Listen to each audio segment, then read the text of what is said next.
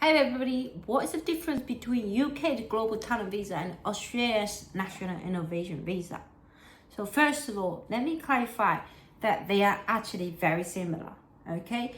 UK's Global Talent Visa, Australia used to call Global Talent Visa as well, but they changed their mind, say that's named differently because, I just want to change. That's it. In the past, they all called Global Talent Visa. The most important part of Global Talent Visa and the National Innovation Visa, it's Australia's National Innovation is a straight permanent visa, okay? Straight, that's only one outcome. Once you got invitation, once you got permanent visa approval, one outcome, which is permanent residency. But for the UK one, they have two categories. One is established one, and then it's another one, it's promising, okay? So promising, even the promising, it's not a permanent residency. Promising is that you can apply permanent residency after 3 years. Established one, you can apply permanent residency after 3 years, meaning the visa itself, it's not a permanent visa. It's a temporary and a permanent. 3 years, then permanent residency if you apply under established one or excellence or exceptional, that category, higher category. The other category, promised one, that you can apply after 5 years. But the visa itself is 2 years only. The visa, apply 5 years. So you will need to renew another temporary visa once in order to get a permanent residency. That's the difference. So straight permanent visa and the two categories, the temporary visa first and permanent visa. If you consider this way, you might imagine in that Australia's Global Talent Visa, National Innovation Visa, the requirements much tougher. And this is not the case. UK's Global Talent Visa, it's not easy to get as well. However, because that's a promising stream, meaning someone will likely to be a very young entrepreneur, a very young graduate who can be eligible for the UK's pathway. Okay, so you can see the difference is that. Now, of course, there is an income requirement. Australia want you to become high income threshold, that very high requirement. UK one, you don't have high income threshold. Okay, you need to show that you have promising future. That Australia values a lot of intellectual property. UK value a lot of intellectual property as well. So someone who have their own methodology, copyright, someone who has their designs, their patterns, something that's belong to what they have in their head, that it can be commercialized and successfully. Both of them has this requirement. And both of them are no age requirement. However, for the UK one, if you apply under new and promising, your work experience for that, you cannot be over 5 years. When I'm saying 5 years, not about in total someone's work experience, but someone's work experience in particular sector. You apply for Digitech, how many work experience you have in this industry. So that's important for that as well. Okay, for work experience doesn't really mean that in your entire life you only have 5 years experience, but in your particular industry. For Australia, that's no limit of how many work experience you need. Some people may just have 0 work experience. They just graduate from university. A PhD graduate from university. The only work they did was a researcher, and they can be qualified. We might have someone who's 50 years experience, the age of 68. Yeah, they hire, the oldest candidate we have applied successfully, age of 65, still can get permanent residency, no matter where you are right now.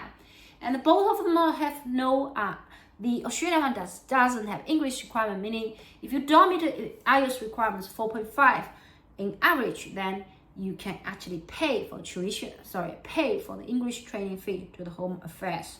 So this is the most important part of the difference. Then the most important part is how you actually structure your case together. The requirement is different, and the way the percent is different. Of course, since the Home Affairs, Australia's Home Affairs actually abolished the Global Talent one, the framework, not the visa itself, but the framework. They want to streamline application. That application information you provide to Home Affairs need to be streamlined and need to be really, really straightforward. Okay, you don't want to provide information that's not necessarily helping the go-ahead application, right? So you don't want to provide information that's not good enough. You don't want to chunk information that it's not sending your case to the department. You don't want talk unnecessary chunking information to them. For the UK one, it's become more obvious that they have three quite key criteria. One is leadership. You have to show that in leadership, which I think this is really similar to Australia. You need to show your leadership. And the second one is really, of course, innovation, right? Innovation. Australia called on national innovation, means that innovation is key criteria. For the UK one, you need to show the impact, economic impact. Australia, we called contribution to Australia. Okay, what do we mean contribution? It's same thing. So contribution, people will sometimes refer them, oh, when I say contribution, it's about, oh, I can get a job here. Is this a contribution? This is not a contribution. You get a job, it's your way of doing. You can get a job anywhere, like it's fine. But this really refer to economic impact. The things you're gonna have people to make an impact, quite a lot of people for the whole industry.